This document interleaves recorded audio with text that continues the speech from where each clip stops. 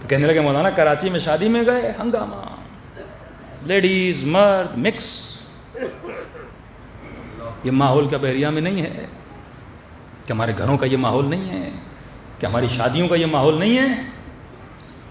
کہ انہوں نے کہا میں نکاح نہیں پڑھا تھا، کہ اس بندے نے پسٹل نکال لیا، مولوی صاحب نکاح نہیں پڑھاؤ گے تو مارے جاؤ گے، بے عزتی کرواؤ گے ہماری، اتنے لوگ آئے اور اینڈ ٹائم پہ مولوی نہ ملے، نکاح کون پڑھائے گا؟ یعنی کتنی بھی شادیاں رچائے پھر بھی کس کا محتاج ہے؟ مولوی کا محتاج ہے نا۔ انہوں نے کہا میں نہیں پڑھاؤں گا، مارنا ہے تو مار دو۔ تو کہا کب پڑھائیں گے؟ کہا تھوڑا بے حیائی ختم کرو، ایک کمرے میں لے جاؤ دولہے کو، میں ان لوگوں کے بیچ میں آ کے نکاح نہیں پڑھاؤں گا۔ کہتے ہیں مولانا جلدی جلدی میں نے نکاح پڑھایا، جو اس نے نذرانہ جو بھی دینا تھا وہ بھی اس کے منہ پہ مارا۔ میں نے کہا آج تمہاری شادی میں آیا ہوں، جس شادی میں مجھ جیسا مولوی نہیں آ سکتا تو تیری شادی میں امام زمانہ کیسے آئے گا؟ ایسا حلیہ بنا، ایسا گھر بنا جس میں امام زمانہ آئے۔ امام بارگاہ اور مسجد میں بیٹھ کے اور گھروں پہ علم لگانا بڑا آسان ہے، لیکن قلب تو ایسا بنا، زندگی تو ایسی بنا کہ امام زمانہ تیری شادی میں تو آ سکیں۔ آج حال یہ ہے ہمارا کہ وقت کا امام نہیں آ سکتا۔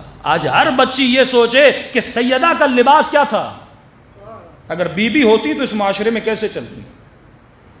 اور افسوس ایک الگ سبجیکٹ ہے، ممبر پہ آنے والی خواتین نے آج اتنا ستیہ ناش کیا ہے۔ بعض نے اس دن ایک کلپ سن رہا تھا، کریں افغانستان میں جو یہ خواتین برقع پہنتی ہے نا، یہ اسلامی حجاب نہیں ہے۔ اب کیونکہ وہ خود نہیں وہ حجاب کرتی، اس کو ٹوک رہی ہے۔ بھئی تمہارا کام ہے جو نہیں کرتی ان کو ٹوکو۔ یہ بیچاری افغانی خواتین یا پٹھانوں کے یہاں جو حجاب ہوتا ہے ایک بڑا برقع پہنتے ہیں، آپ سب کو پتہ ہے۔ شروع میں ہمیں یاد ہے ہمارے بڑے بھی یہی برقع پہنتے تھے، اب تم ان کو کیوں ٹوک رہے ہو؟ پھر کیوں مصائب میں پڑھتے ہو کہ اہل بیت کی عورتیں کجابوں میں جاتی تھیں، اونٹوں کی اماریوں میں جاتی تھیں؟ پھر کیا تم کل جناب سیدہ کے حجاب کو بھی ٹوکو گی؟ کیونکہ تم نے اپنا حجاب کم کیا ہے تو اسے ٹوک رہی ہو؟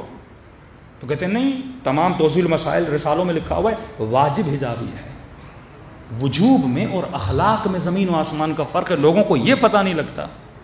میں ایک چھوٹی سی مثال دوں، اگر میں بحریہ ٹاؤن میں شارٹس پہن کے چلوں، چھوٹے سے ایک ٹی شرٹ پہنوں اور چھوٹی سی شلوار پہنوں، حرام ہے کیا؟ شرعن حرام ہے کیا؟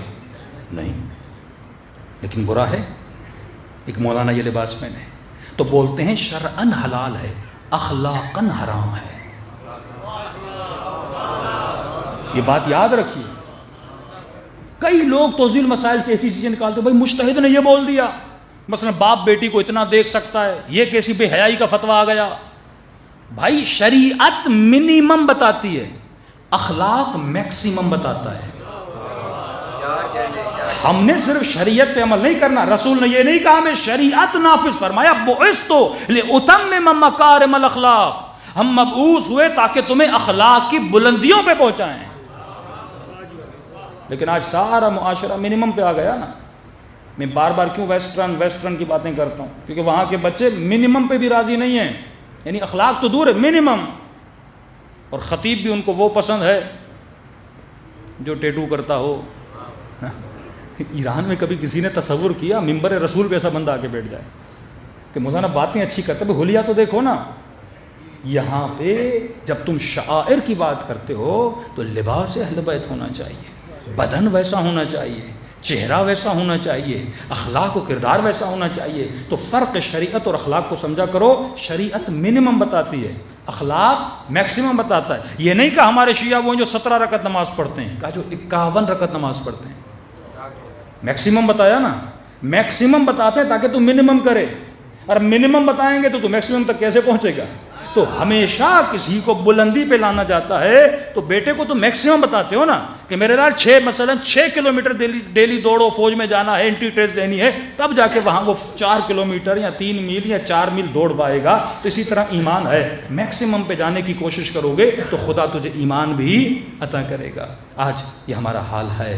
دوسری چیز مولانا بس نکاح کے لیے یہ بات یاد رکھیے، کئی چیزیں نکاح پڑھنے سے حلال ہوتی ہیں اور کئی چیزیں نکاح پڑھنے کے بعد حرام ہو جاتی ہیں۔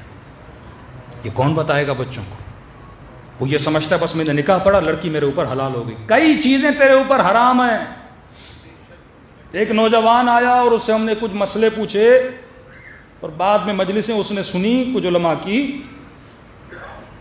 آ کے رو رہا تھا، کہہ رہا کہ مولانا میں 7 سال تک اپنی بیوی کے ساتھ حرام کر رہا تھا، 7 ایئرس، اور وہی حرام کر کے مجلس میں آ رہا ہے، کبھی زیارت عاشورہ پڑھ رہا ہے، کبھی کربلا جا رہا ہے، کبھی عمرے اور حج پہ جا رہا ہے، کیونکہ انسان کو پتہ ہی نہیں، یہ کون بتائے گا آپ کو؟ جب تک آپ فقہ اہل بیت سے دور رہو گے آپ کی زندگیاں تباہ ہو برباد ہو جائیں گی۔ دوسری چیز، مولانا کو فون کرتے، مولانا یہ دن حسن ہے یا نحس ہے؟ ہاں یہ بڑی ہمیں عادت ہے، نحس، بھائی دن نحس کب ہوتا ہے؟ قرآن پڑھو، کئی دنوں کو قرآن نے نحس بولا، بذات خود کوئی بھی دن نحس نہیں ہوتا، کوئی ایسا اتفاق اس دن میں ہوتا ہے جس کی وجہ سے دن کیا ہو جاتا ہے؟ نحس ہو جاتا ہے۔ مثلا خدا نے کسی دن شکار کرنے سے منع کیا، لوگوں نے شکار کیا، کہ یہ دن کیا ہے؟ نحس ہے۔ کسی دن میں معصوم کی ولادت ہوئی، کہ یہ دن مبارک ہے، ایک اتفاق ہوا۔ عاشورہ کے دن امام حسین کی شہادت ہوئی، کہ یہ دن مصیبت کا ہے، کہ اس دن ایک برا اتفاق ہوا تھا۔ اب تو بیٹی کی شادی کرائے، بیٹے کی شادی کرائے، چلو تجھے پتا چلا یہ دن کیا ہے؟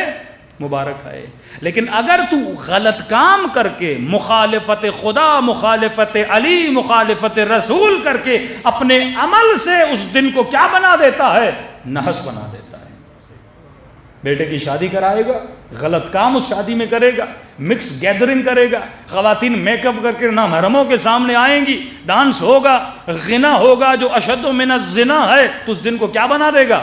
نحس بنا دے گا۔ پھر ان کی پوری زندگی کس میں گزرے گی؟ نحس میں گزرے گی۔ کہ یہ مولا علی کا فرمان نہیں ہے، مومن کے لیے ہر وہ دن عید کا دن ہے جس میں وہ گناہ نہ کرے۔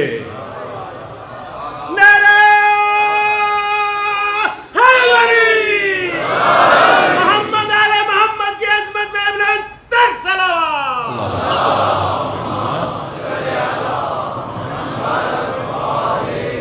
ہر وہ دن مومن کے لیے عید کا دن ہے جس میں وہ گناہ نہ کرے۔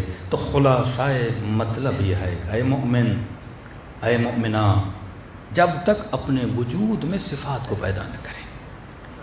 اب ہو سکتا ہے تو 5 وقت کا نمازی ہو، رمضان میں روزے بھی رکھتا ہو، لیکن تیرے اندر صفات نہ ہو، صفت غیرت، صفت عفت، یہ صفات اپنے اندر پیدا کر، جسے صفات حسنہ بولا جاتا ہے۔ انہی صفات کے ذریعے سے تیرا ایمان کیا ہوتا ہے؟ مضبوط ہوتا ہے۔ تو بچپن سے ان صفات کو اپنے بچوں کے اندر مضبوط کریں تاکہ ان کا دین بھی مضبوط ہو، ایمان بھی مضبوط ہو، اور جب قیامت میں اٹھیں اپنے والدین کو کیا کریں؟ سرخرو کریں۔ ایک باپ کے لیے واجب ہے۔ جوان آتا ہے، مولانا ہم نے صرف شادی سے پہلے اسے ایک سوال کیا، شادی کہا؟ مولانا شادی کر رہے ہیں۔ بیٹا غسل جنابت آتا ہے؟ کہ مولانا وہ کیا ہوتا ہے؟ یہ بدبختی نہیں ہے کہ شادی کرا رہے ہیں لیکن اسے احکام نہیں بتا رہے۔ پورے احکام ہے، کم از کم ½ an hour 1 hour کا لیکچر امام بارگاہوں میں، مسجدوں میں ہونا چاہیے۔ جس بھی جوان کی شادی ہو اس بیٹی اور بیٹے کو، خواتین کو بلا کے کچھ مسائل بتائے جائیں کہ بیٹے شادی کے بعد یہ معصومین نے بتایا ہے، کیونکہ تو نے ایک نسل کی تربیت کرنی ہے جو نسل امام زمانہ کی سپاہی بنے گی۔ صلوات پڑھے محمد و آل محمد۔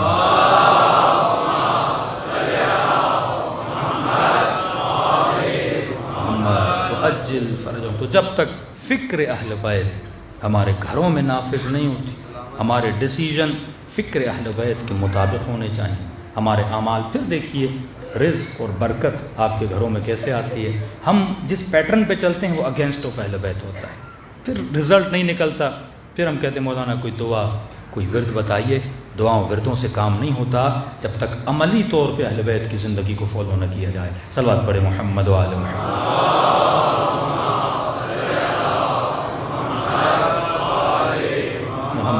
اجل فرجہم۔ کربلا پوری تہذیب کا نام ہے۔ کربلا ایک پوری لائف اسٹائل گزارنے کے طریقے کا نام ہے۔ کربلا صرف واقعہ نہیں ہے، کربلا ایک آئیڈیالوجی ہے۔ کربلا ایک پوری سوچ اور فکر ہے جو انسان کو مختلف جذبے دیتی ہے۔ ایثار کا جذبہ، شہادت کا جذبہ، باطل کے مقابلے کرنے کا جذبہ، وقت کے یزید سے لڑنے کا جذبہ، یہ حسینی فکر ہے۔ تب امام فرماتے ہیں مثلی لا یبایع مثل یزید، حسین جیسا کبھی یزید جیسے کی بیعت نہیں کرے گا۔ دیکھیے ایک موچی ہے، اہل بیت یہ نہیں دیکھتے دنیا میں تم کیا کر رہے ہو، نہیں، وہ تمہاری صفات کو دیکھتے۔ صفات اگر مضبوط ہیں تو امام اپنی زیارت کراتے۔ موچی کا کام کرتا تھا، لیکن ہفتے میں ایک مرتبہ امام زمانہ اس کی دکان پہ جاتے تھے۔ بندہ موچی ہو، ان کو یہ نہیں تو ریڑھی رکھتا ہے، تو موچی ہے تمہاری، یہ چیز اہل بیت نہیں دیکھتے، وہ صفات دیکھتے بندے کے اندر، انٹرنلی اس کے اندر صفات حسنہ ہیں کہ نہیں ہے، غیرت دینی ہے کہ نہیں ہے، ہاں عجب تو اس کے اندر نہیں ہے۔ یہ بھی ایک بڑا ٹاپک ہے آج کل، دکھاوا دنیا میں بہت دن بدن دکھاوے کی دنیا بڑھتی جا رہی ہے۔ بندہ ایک موبائل لیتا ہے لوگوں کے سامنے ہاتھ میں، تھوڑی سی گھڑی پہنتا ہے 10 لوگوں کو دکھاتا ہے۔ یہ کل پہ میں نے بات کی، دکھاوا انسان کی ایمان کو کیا کرتا ہے، تباہ و برباد کرتا ہے۔ موچی تھا، جوتیاں سیتا تھا، لیکن ہفتے میں ایک مرتبہ حجت خدا اس کی دکان پہ جاتے تھے۔ چھوٹا سا واقعہ لیکن بہت پیارا واقعہ ہے۔ اس موچی سے، موچی خود نقل کرتا ہے، کہتا ہے ہفتے میں ایک دن، اس کو کہا وہ تمہاری کون سی عادت ہے جو امام زمانہ کو اچھی لگی، تو بھی تو بتا نا ہمیں۔ تو میں دکان پہ بیٹھا تھا، ایک دن امام زمانہ تشریف لائے، اور ظاہر ہے جیسے آدمی دکان کھولتا ہے تو ایک آدمی اپنی جوتی دے کر گیا، دوسرا دے کر گیا، تیسرا، 3 لوگ اپنی جوتیاں دے کر گئے کہ بھائی ہمیں بہت جلدی ہے، جوتیوں کو سی لیں۔ انہوں نے کہا ٹھیک ہے، پہلے آپ کی سیوں گا، پھر آپ کی، پھر آپ کی، اتنے ٹائم پہ آ کے جوتیاں لے کر جاؤ۔ کہتا میں نے سینا شروع کیا، جب سی رہا تھا تو امام زمانہ نے اپنی جوتی اتاری، کہا کہ موچی میری جوتی کو سی۔ میں نے مولا کو دیکھا، میں نے کہا ٹھیک ہے مولا میں سیتا ہوں، پہلے یہ 3 سی لوں، پہلے یہ 3 سی لوں۔ امام نے پھر کہا میری جوتی سی لے۔ میں نے کہا مولا آپ کو تو پتا ہے میں نے ان سے وعدہ کیا ہے، بس جلدی جلدی یہ 3 سی لوں، آپ کی سیتا ہوں۔ کہتا امام نے پھر بولا میری جوتی سی۔ کہتا میں کھڑا ہوا، آگے بڑھا، مولا کے سینے سے لگا۔ میں نے کہا حجت خدا مجھے آزما رہے ہیں، میں نے ان سے وعدہ کیا ہے پہلے ان کی سیوں گا پھر آپ کی سیوں گا، اب اگر مجھے بولا تو پوری بازار کو بتا دوں گا میری دکان پہ زہرا کا لال بیٹھا ہوا ہے۔ کہتا امام نے مجھے زور سے سینے سے لگایا کہ یہی تو ہماری شیعوں کی صفت ہے کہ وہ وعدے پہ وفا کرتے ہیں۔ اس طرح اہل بیت اپنے شیعوں کو آزماتے ہیں۔ لمن لا عہد للہ دین اللہ، اگر تو زبان کا سچا نہیں، اگر تو وعدے کا پکا نہیں، تو علی کا شیعہ نہیں ہو سکتا۔ آج یہ عادتیں ہمارے اندر ہیں، اگر عادات اہل بیت کو، کردار و صفات اہل بیت کو اپنے وجود میں مضبوط کر لو، پھر دیکھو خدا تمہاری زندگی میں کتنی برکتوں کو نازل کرتا ہے۔ صلوات پڑھے محمد وآل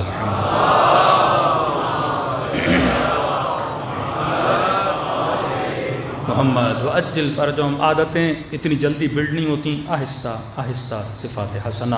خود کو علوم اہل بیت، ایک کتاب اٹھا لے زندگی میں، ایک کتاب، اس کتاب کو ڈیلی تھوڑا تھوڑا کر کے پڑھیں۔ کوئی اخلاقی کتاب ہو جس سے آپ کی بری عادتیں دور ہوں، اس طرح اپنی وجود کو ڈیولپ کرتے رہیں، اہل بیت کے قریب ہو جائیں گے۔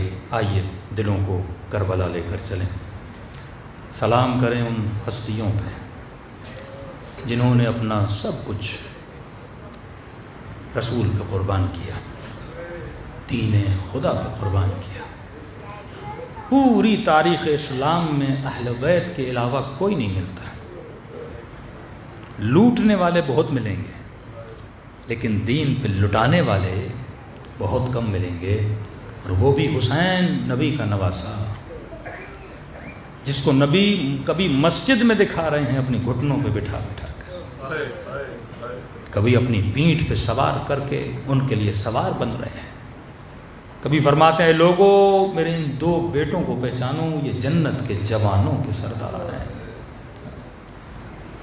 کیا عالم آیا رسول کے ان بچوں پر کہ ان کے بدن پہ گھوڑے دوڑائے گئے، 4 سال کی بچی کو تماچے مارے گئے۔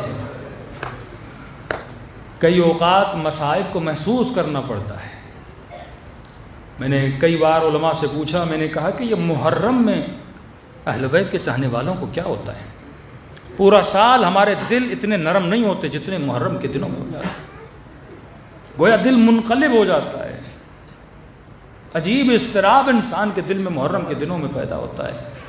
تو فرماتے ہیں کیونکہ ہم سب نے امام زمانہ سے بیعت کیے، کیونکہ ہمارا وجود متصل ہے امام زمانہ سے، کہ جیسے محرم کا چاند نظر آتا ہے غم کے پہاڑ امام کے دل پہ ٹوٹتے ہیں، اور اس کا اثر کس پہ ہوتا ہے؟ تمام شیعیان امام کے دلوں پہ امام کے غم کا اثر ہوتا ہے۔ اور اگر سارا غم مومن کے دل پہ آ جائے نا، جس کا دل پھٹ جائے، میرے چھٹے امام فرماتے ہیں ہم نے 40 پردے اپنے شیعوں کے دلوں پہ چڑھائے ہیں، اگر یہ حقیقت مصیبت حسین کو دیکھ لیں کوئی بھی بندہ زندہ نہ رہ پائے۔ پر میں ابھی تو رویا نہیں، تو رونا چاہتا ہے، تم سب کے سروں کے پیچھے میری دادی زہرا کھڑی ہو جاتی ہے، دعا کے لیے ہاتھوں کو بلند کرتی ہیں، اے خدا یہ میرے حسین کا عزادار ہے۔ کتنے خوش نصیب ہو سیدہ کی زباں پہ آج تیرا نام ہے۔ اگر وہ بی بی ہمارے حق میں دعا کریں تو یقیناً آخرت آباد ہو جائے گی۔ قلوب کو کربلا لے جائیں اور ثواب زیارت حسین سلام حسین سے حاصل کریں۔